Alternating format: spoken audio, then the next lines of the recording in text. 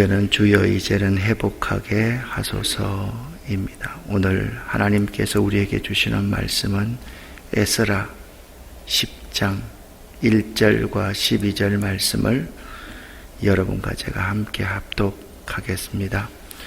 유다인 모르드게가 아하수에로 왕의 다음이 되고 유다인 중에 크게 존경받고 그의 허다한 형제에게 사랑을 받고 그의 백성의 이익을 도모하며 그의 모든 종족을 안위하였더라. 모든 회중이 큰 소리로 대답하여 이르되 당신의 말씀대로 우리가 마땅히 행할 것이니이다. 아멘. 회복이란 원래의 좋은 상태로 되돌리거나 원래의 상태를 되찾음을 말합니다. 주여 이제는 회복하게 하소서라는 이 주제는 2021년 대한예수교 장로회 총회의 주제입니다. 이 주제를 다시 한번 살펴보면 주여라는 단어 가운데 회복해 하시는 분은 하나님이시다. 이제는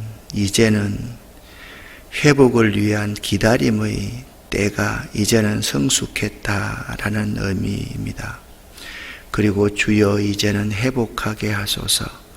하나님께서 이제는 이전의 좋은 상태로 회복시켜 주실 것에 대한 간절한 바람을 담고 있습니다. 이번 주제가 주여 이제는 회복하게 하소서입니다. 마태복음 4장 23절 말씀을 보면 예수께서 온 갈릴리에 두루 다니사 그들의 회당에서 가르치시며 천국 복음을 전파하시며 백성 중의 모든 병과 모든 약한 것을 고치시니 라고 말씀하고 있습니다. 여기서 예수 그리스도는 백성들의 병과 약함을 고치시고 회복해 주시는 분이시다 라고 말씀하고 있습니다.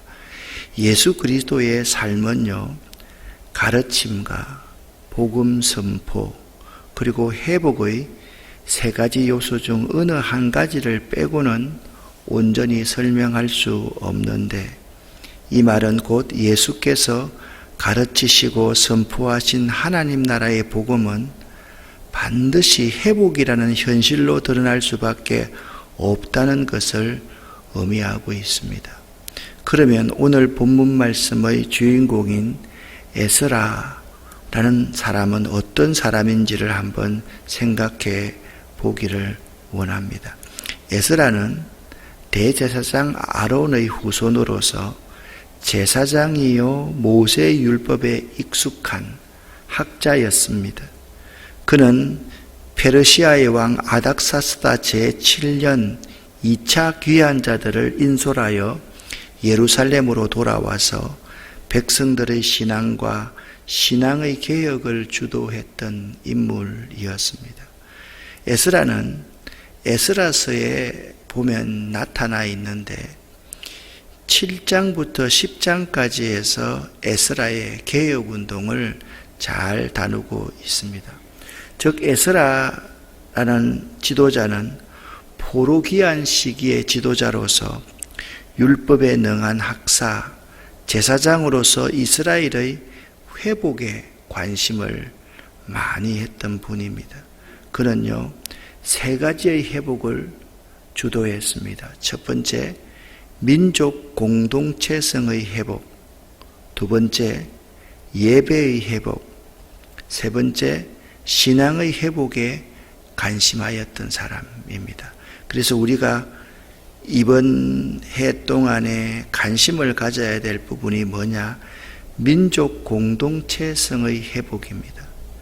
그리고 예배의 회복입니다. 그리고 개인 신앙의 회복에 관심할 수 있어야만 됩니다. 지금 우리들은 전 세계적인 어려움으로 인해서 회복에 많은 관심을 가지고 있습니다. 이제는 그 회복에 대한 내용이 무엇인가에 관심을 가져야 할 시점입니다. 잃어버렸던 건강, 잃어버렸던 경제의 회복, 일상의 회복, 그동안 소중했던 관계들의 회복 등은 매우 중요한 문제임에는 틀림이 없습니다. 그런데 왜 우리들이 그토록 많이 잃어버렸는가에 대한 원인을 잊어버려서는 안 됩니다. 왜 우리가 잊어버렸습니까? 잃어버린 것만 생각하지 말고 우리가 잃어버리게 된 원인이 무엇인지를 생각하고 회복할 수 있어야 된다라는 말씀입니다. 마태복음 6장 33절에 보면 그런즉 너희는 먼저 그의 나라와 그의 의를 구하라. 그리하면 이 모든 것을 너희에게 더하시리라 라는 말씀을 하시고 있습니다. 예수님의 산상수훈이지요. 이 말씀, 우선순위의 말씀에 의하면 우리들이 회복을 위해서 구해야 할 것이 있는데 그것은 먼저 공동체성이 회복되고 예배가 회복되고 개인 신앙이 회복되는 것이라는 것입니다. 이것들이 회복되면 자연스럽게 나머지 잃어버린 것들이 회복되어진다라는 사실을 알아야만 하는 것입니다. 공동체성을 회복해야만, 민족 공동체성을 회복해야 합니다. 이 민족을 위해서 기도해야만 합니다. 어떠한 이유에서든지 이 민족이 갈라서는 것은 없어야 됩니다. 그렇기 때문에 우리 예수 믿는 사람은 이 진영에서 저 진영으로 정죄하고 비난하고 비판하는 것이 아니라 이 민족 공동체성이 회복될 수 있도록 기도해야만 합니다. 특별히 산발락과 게셈 같은 사람, 이 민족에 대해서 자꾸 대적하는 그런 사람들이 없을 수 있도록 기도할 수 있어야 되고, 성전을 재건함으로 말미암아서 일상의 예배가 회복되기를 기도해야 되고, 그리고 잃어버렸던 개인의 신앙들이 회복되어야만 합니다. 그동안 우리는요, 중요한 많은 것들을 잃어버렸습니다. 그것들을 한번 생각해 보기를 원합니다. 한 술 취한 사람이 가로등 아래에서 무엇인가를 찾고 있습니다. 지나가던 사람이 묻습니다. 무엇을 잃어버렸습니까? 내 열쇠를 잃어버렸습니다. 친절한 행인이 함께 찾아봤지만 열쇠는 없었습니다. 한참 후에 행인이 다시 묻습니다. 그런데 그 열쇠를 잃어버린 곳이 분명히 이곳입니까? 아니요, 저기 저곳입니다. 아니, 그러면 왜 여기서 열쇠를 찾고 계십니까? 술 취한 사람의 대답입니다. 여기가 더 잘 보이니까요. 어떻게 보면 이 술 취한 사람이 우리보다 훨씬 더 나은 것 같습니다. 그는 최소한 무엇을 어디서 잃어버렸는지를 알고 있으니까요. 우리들은 무엇을 잃어버렸는지, 어디서 잃어버렸는지를 모르고 살아가고 있습니다. 한국교회가 큰 위기를 맞고 있습니다. 지칠 줄 모르고 뛰어오르기만 하던 교회 성장이 우리의 자랑거리였는데 이제는 뛰어오르던 속도와는 비교할 수 없을 만큼 교인의 수가 급속도로 감소하고 있습니다. 온갖 수단을 다 써서 빠져나가는 물고기들을 붙잡으려고 애를 써보지만 그 물이 크게 구멍이 났는지 그 금사라기 같은 물고기들은 요리조리 다 도망쳐버리고 말았습니다. 그래서 너나 없이 모두 다 교회가 위기를 맞았다고 합니다. 교회가 죽어가고 있다고 야단들입니다. 문제가 크도 이만저만 큰 것이 아니다라고 교회는 걱정이 태산입니다.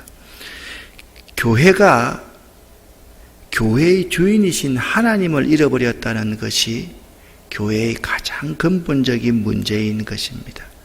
교회가 하나님을 잃어버렸다고 그건 말도 안 되는 소리 아닙니까? 어떻게 교회가 하나님을 잃어버릴 수 있단 말입니까? 하나님은 여전히 교회 가운데 계시지 않습니까? 예배 시간에 설교와 기도와 찬양 속에 여전히 하나님이 계시지 않습니까? 아닙니다. 교회는 이미 하나님을 잃어버렸습니다. 아직도 여전히 교회 가운데 남아있는 것은 하나님이 아니라 하나님의 이름뿐입니다. 교회 안에 하나님 이름뿐 남아있는 것이 없고 정말 하나님의 긍휼의 마음, 예수의 정신이 사라져버리고 있는 시대를 맞고 있습니다. 우리는요, 잃어버리고 하나님은 마음 아파하고 계십니다. 하나님은 지금 우리들 때문에 마음 아파하고 계십니다. 교회당을 헐고 더 크게 짓고 주차장을 넓혀서 한 사람이라도 더 교인들을 끌어내기 위해서 하나님의 이름은 언제나 값싼 축복으로 팔려나갑니다. 값싼 은혜가 교회 안에 판을 치고 있습니다. 숫자 노름에 어깨가 으스해지는 몇 사람의 쾌감을 위해서 치러지는 총동원 전도 주일 등의 거칠의 행사 때마다 어중이 떠중이 하루살이들의 선물잔치 속에 교회에서 누구 모시고 오면 이런 선물을 줍니다. 그 선물을 받기 위해서 교회에 나오는 사람들이 참 많습니다. 하나님은 이름표를 붙이고 저 한쪽 곁에 물끄러미 서서 지켜보고만 계십니다. 멀리서 구경꾼이 되신 하나님이십니다. 편리를 쫓는 현대인들은, 편리를 쫓는 그리스도인들은 구미에 맞지 않는 고난이네, 십자가네 하는 제자도는 이제 다 벗어 던져버리고 남에게 피해만 안 주면 되고 내가 피해를 받고 싶지 않는 마음만 넘치는 것이 우리들의 현재의 모습입니다. 너무 심하게 제가 말씀을 드렸습니까? 우리 현실이 너무 심합니까? 현실이지 않습니까? 우리들이 인정해야 되지 않습니까? 그렇지 않습니까? 우리들의 마음이 그렇다라고 저는 확신을 하고 있습니다. 우리 한국교회는 지금 많이 병들어 있고, 그리고 우리 그리스도인들도 많이 병들어 있습니다. 고아와 가부를 돌보며 정의를 강물같이 흐르게 하라는 주의 말씀이 선포되어지지 않습니다. 설교와 강단과 교인들의 삶에서 사라진 지 오래입니다. 우리가 이런 변명을 할 수가 있을 것입니다. 코로나19 때문입니다 라고 변명할 필요가 없습니다. 그 이전부터 그렇게 축복만을 위해서 살아왔습니다. 그렇지 않습니까, 여러분? 항상 복받는 것이 중요했지, 나의 환경에 대한 무관심 때문에 이런 엄청난 일이 올 것이라는 생각을 한 번이라도 해본 적이 있습니까? 나 때문에 다른 사람이 엄청난 피해를 받을 수 있다는 사실, 그 사실에 대해서 한 번이라도 우리가 진지하게 뉘우치고 회개한 적이 있는가라는 말씀입니다. 이제 우리들은 스스로에게 물어봐야만 합니다. 당신은 무엇을 회복하기를 원합니까? 당신이 무엇을 회복하기를 원합니까? 당신이 잃어버린 것이 도대체 무엇입니까? 라고 여러분들은 스스로에게 한번 질문을 해볼 수 있어야만 합니다. 주여, 이제는 회복하게 하소서. 우리는 있잖아요, 이번 기회를 통해서 몇 가지를 한번 생각하면서 기도할 수 있어야만 할 것입니다. 혹시나 우리의 회복 가운데, 우리의 잃어버렸던 것 가운데서 먼저 이것을 한번 생각해 보시기를 바랍니다. 신앙의 양심을 잃어버리지 않았습니까? 여러분, 순수한 여러분의 신앙을 잃어버리지 않았습니까? 그리고 복음의 본질을 잃어버리지는 않았습니까? 우리 속에 예수의 삶, 예수 정신을 잃어버리지 않았습니까? 우리가 이것을 위해서 사실 기도할 수 있어야만 될 것입니다. 하나님은요, 우리에게 이것을 원하십니다. 이러한 본래적인 것, 본질적인 것이 잘 회복되면 이 모든 것들을 너희에게 더하시리라 라고 하나님께서 우리에게 약속하셨기 때문입니다. 우리는 단순하게 코로나19로 말미암아서 이런 것들을 잃어버렸습니다. 이런 것들을 잃어버렸습니다. 이런 것들을 잃어버렸습니다. 그러면 다시 코로나 바이러스가 정리되어서 우리가 교회 다시 모여서 예배를 드린다고 생각을 해 보십시다. 우리끼리 성도의 교제를 한다라고 생각해 보십시다. 그 예배 가운데 정말 하나님이 기뻐하시는 산제사의 예배가 될 수 있을 것인지를 한번 생각해 보자라는 겁니다. 이번 기회에.